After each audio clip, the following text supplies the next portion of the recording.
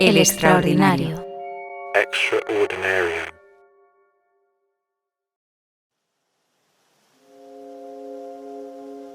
El arte es uno de los documentos históricos más fascinantes que tenemos porque muestra cómo era la vida en otras épocas. Yo había encontrado el origen de la onda balear en los escritos de Ovidio, de Virgilio y en un poema épico titulado Alexandra. Por eso sabía que la onda balear nació hace al menos 25 siglos como una forma de lucha en el Mediterráneo. A la vez, y sin que yo lo supiera, Marcus seguía la pista a otro deporte de lanzamiento y habilidad, el krulbol. Había descubierto ya que se jugaba en 1650 y lo había averiguado porque lo vi en un cuadro, aunque las primeras referencias a este deporte datan de 1331. Una fecha capicúa. ¿Sería un código oculto que lo llevaría a encontrar el códice del juego que andábamos buscando?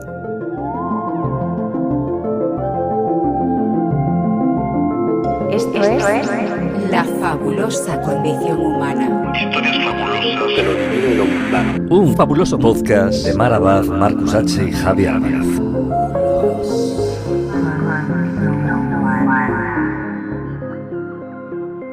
Capítulo 8. Un patrón lleva el nervio por dentro. Een schijf in een kaasvorm met een diameter van 22 centimeter heet een krulbol.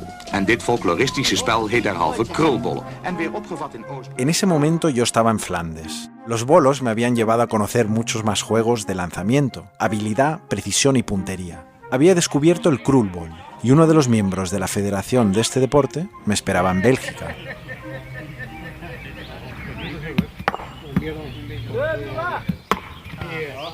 Se llamaba Chris Van Baes y lo primero que me enseñó es cómo pronuncian ellos la palabra krulbol. Krulbol, as we pronounce it in Belgium. Y luego ya me contó en qué consiste. It is a team sport. So mostly you play Me contó que es un juego en equipo y lo habitual es que sean equipos de 3. teams of 3 people. Los jugadores tienen que lanzar unas bolas de madera a una pica que hay clavada en el suelo. Aunque no son bolas redondas como un balón o una pelota de golf, se parecen más a una rueda o incluso a un cinnamon roll o un rollito de canela. Then you have different strategies you can try. También me dijo que lo más interesante es que es un juego de estrategia. Tienes que predecir qué hará el otro equipo y además tienes que descubrir cuáles son sus habilidades y sus flaquezas. Decía incluso que tiene mucho de política, You have to act like a politician. porque tienes que saber trabajarte a los miembros de tu equipo y relacionarte con el resto de equipos de la competición. It also keeps you young because it's Chris Van Baes me dijo también que el krulbol te mantiene joven, porque ejercitas el cuerpo, pero además es un deporte que te hace pensar mucho. Tienes que estar creando estrategias continuamente.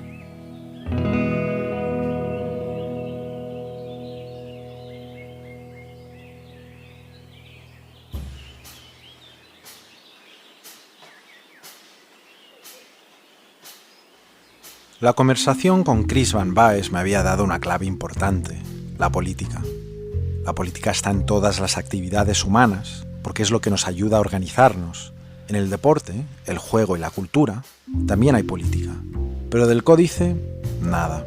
No había conseguido ni una pista. Quizá tendría que acercarme a Mar, o a Javi, porque mira que había cogido aviones.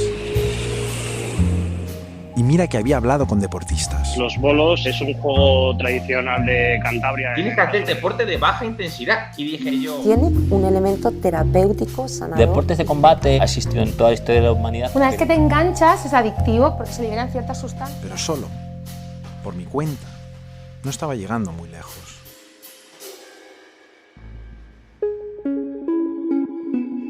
Mientras tanto, yo había dejado el Mediterráneo y me había ido al Atlántico. No me había acercado todavía a los deportes náuticos y era imprescindible, porque en la cultura española y la cultura europea hay a montones, porque España y Europa tienen costa por los 4 costados y porque somos un país y un continente de pescadores y navegantes desde hace miles de años. No resultó muy fácil decidir a dónde ir porque hay muchos deportes y tradiciones en mares y ríos. Quería ir a la cucaña de unas fiestas veraniegas de una localidad costera, pero no me encajaban las fechas. Y eso que tenía cientos de playas donde elegir, porque las cucañas no solo se hacen en España, se hacen en toda Europa y sobre todo en Italia.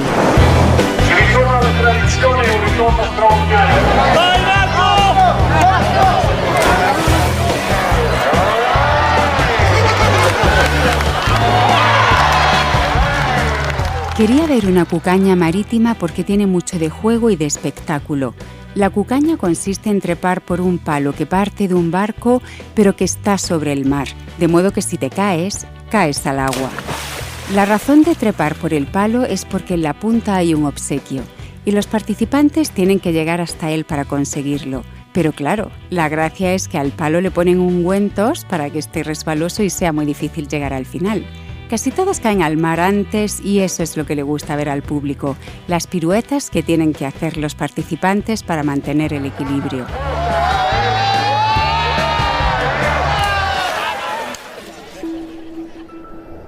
Vi también que había muchos deportes de nado, de descensos fluviales, de regatas, de vela, y al final me decidí por las traineras, que son unas embarcaciones impulsadas a remo. Eso me llevó a Galicia, a la localidad de Ogrove, en Pontevedra. Allí me esperaban el presidente del Amegrove Club de Remo, Miguel de Besa, y su hija Julia. Una de las cosas más interesantes que me contó es cómo surgió este deporte.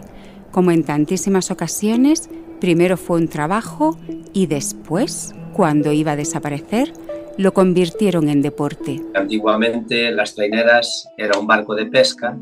Y claro, la competición viene que esos señores que iban en esas traineras se dedicaban a remar a ver quién llegaba antes a puerto para poder vender mejor el pescado. Otra vez me había encontrado con el afán de convertir una actividad en un juego en vez de dejarla morir.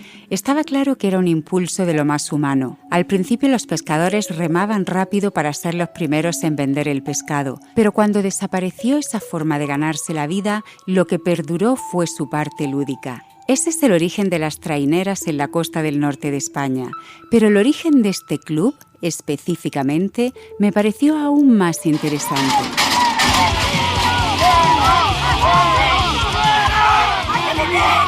El Club Remo se fundó en el año 80 en una reunión de los mejilloneros porque veían que empezaba la lacra de la droga, que aquí fue bastante fastidiosa.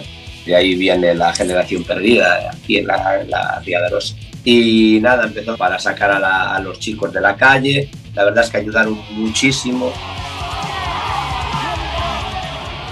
El Club de Remo Amegrove sacó a muchos chavales de la droga y después empezó a acumular trofeos. Hoy tienen 26 medallas de oro, 18 de plata y otras 18 de bronce.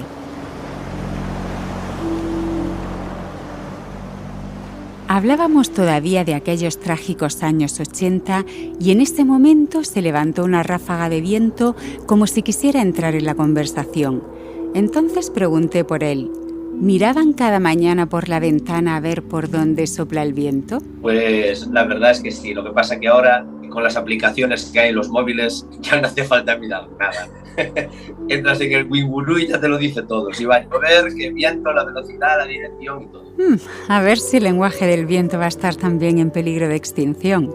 Eso tan bonito de leer si es levante o es poniente mirando las hojas de los árboles. Cuando hay que entrenar y nos levantamos y vemos que las hojas se mueven mucho o que en el mar hay ovejitas, que es la espuma blanca que dejan las olas, nos miramos y decimos que el entrenamiento va a ser duro, porque eso quiere decir que hay mucho viento y que eso nos va a pasar factura. El viento siempre mueve las cosas hacia el lugar que quiere y en ese instante llevó la conversación hacia su terreno, hacia el viento mismo. Yo siempre digo que hay que remar, competir y entrenar con viento. A ver, en una circunstancia moderada, porque los marineros de aquí siempre decían que con calma todo el mundo es marinero, pero cuando hay viento, llueve, hace frío, no todo el mundo quiere ser marinero. Pero el viento siempre va a estar ahí y casi siempre agitando la embarcación. Por eso en el Club de Remo entrenan a los patrones del barco, a los timoneles, a poner el viento a su favor. tienen que sentir cuando te viene la ola. Y si ellos sienten cuando viene la ola, se lo tiene que transmitir a los remeros para que los remeros den más fuerza o más velocidad, o sea, vayan a un ritmo de paladas por minuto más alto, porque con la ola te ayuda a lanzar más el barco.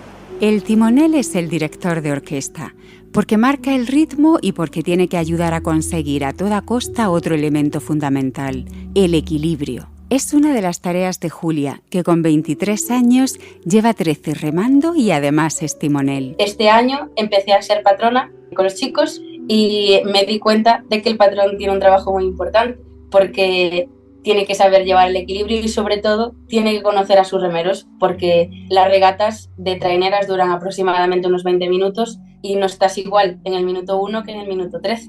Entonces tienes que saber motivarlos, tienes que saber concentrarlos y tienes que saber cómo es cada uno para saber animarlo en el momento que lo necesita. Entonces su padre añadió: el estado anímico es muy importante y ahí juega mucho el factor del timonel, que intenta llevarnos siempre al buen camino, ¿no? Pues hacer el recorrido más llevadero y saber en qué momento tiene que decirle algo a aquel remero que está un poco hundido, hay que animarlo, hay que sacarlo de ese foso, ¿no? Y claro, si todos los remeros vienen con un estado anímico positivo, quieras o no, el barco va a correr más, corre más, está más que demostrado. Los dos remeros me habían contado muchas cosas sobre la técnica, que si unos dicen que el ataque tiene que ser rápido y fino para no salpicar mucha agua y luego tirarse rápido hacia atrás con un buen empujón de piernas, que si es mejor tirar muy rápido de las piernas hacia atrás, hacer el círculo con los brazos y recuperar yendo lento hacia adelante. Pero tan importante como encontrar la mejor técnica es el estado anímico. Los remeros, cuando llegan las competiciones, suelen estar nerviosos y se les nota, porque yo, pues eso, estaba nerviosa. Incluso había momentos que lloraba por no sé un cúmulo de emociones y mis compañeras igual.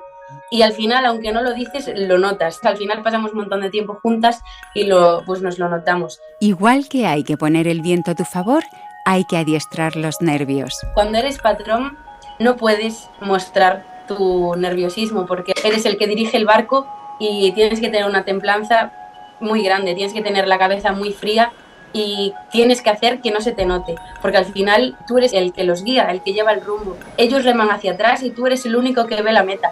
Si viene una ola, ellos no lo van a ver y tú sí. Si hay una ráfaga de viento, ellos no lo van a ver y tú sí. Además, un remero cuando empieza a dar la primera palada, los nervios se van y se concentran pues en la fuerza de la palada, en hacerlo lo mejor que puedan y se concentran en la técnica de lo que le dice su entrenador. Un patrón lleva el nervio por dentro. Esa frase me pareció tan sabia que empecé a buscarle los puntos y pespuntes a ver si por ahí podía hallar alguna pista sobre el códice. Un patrón lleva el nervio por dentro. Un patrón lleva el nervio por dentro. Un patrón lleva el nervio por dentro. Yo ya empezaba a desesperarme y como no sabía qué hacer, dije, voy a llamar a este.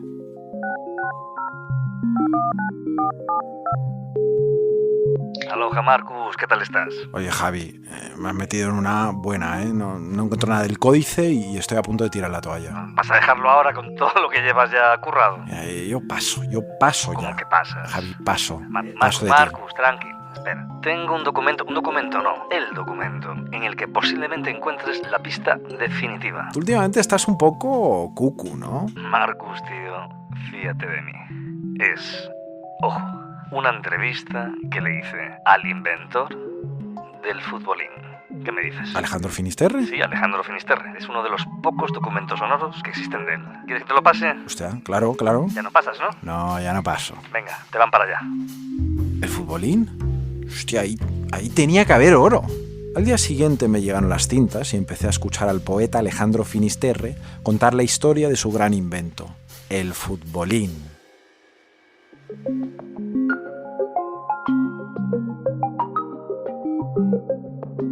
La fabulosa condición humana es un spin-off en 10 fascículos de la fucking condición humana, producido junto al Programa Cultural de la Presidencia Española del Consejo de la Unión Europea.